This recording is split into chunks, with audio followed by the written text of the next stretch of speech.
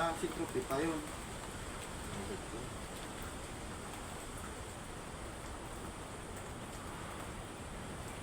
Ganun pa lang mabilis no, na pagkakuan no. Sa akin kilikili ko tinitira yan eh. Yan batok naman. Sa liig. Sa liig, yung iba batok. Sa akin kilikili. Ganyan din. Tapos ang pagkuan ko dyan naman, iniihaw ko lang, doon ko tinatanggal na ang balahibo sa apoy. Hindi ko na yan inano ng mainit na tubig ha. Basain ko lang siya pagkuan dyan bunot yan. Diba, yan, tira sa rin, pwede naman iyan. Ayun, no, may parang iho, ano. Ikang mantak din, ha. Pak. Si Saraymar, hindi na nakakakwasa. Sabi ni John, sabi ko man water duck is for big tango. Ibig sabihin, siyempre sa kuwan, pitiful or meanful. Sa malaki or sa maliit. Ganyan ang mabilis na pagbalahibo no? Pero sa akin Sa ano, siguro na, sa balahibis. ganyan. Ganyan natin yung pato para malinis siya. Kailangan palipitin ng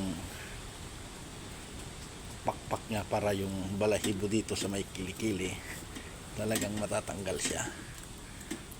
Pag di mo kasi iganyan, mahihirapan kang magtanggal ng balahibo ng pato. So, dapat iganyan siya. Diba? Malinis.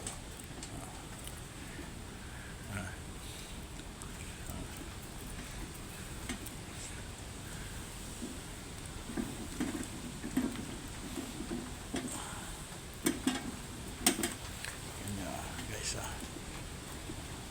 tanggalin na.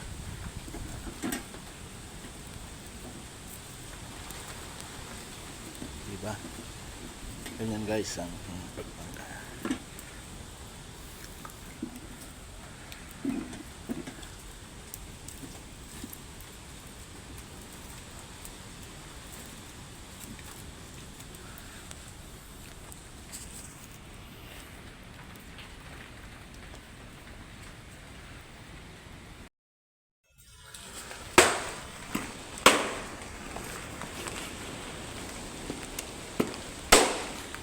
Gata no? Gata sa nyug. Kahit wala ng bawang-bawang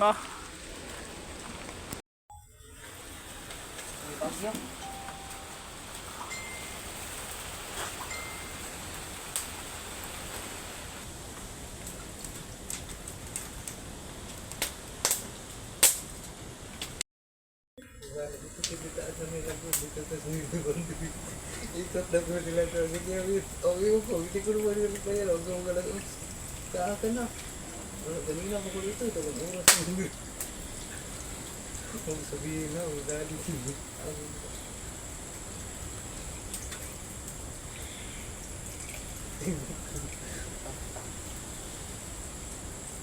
ka nakakatuwa. Buntis. Oo, tabi mo yung anak mo.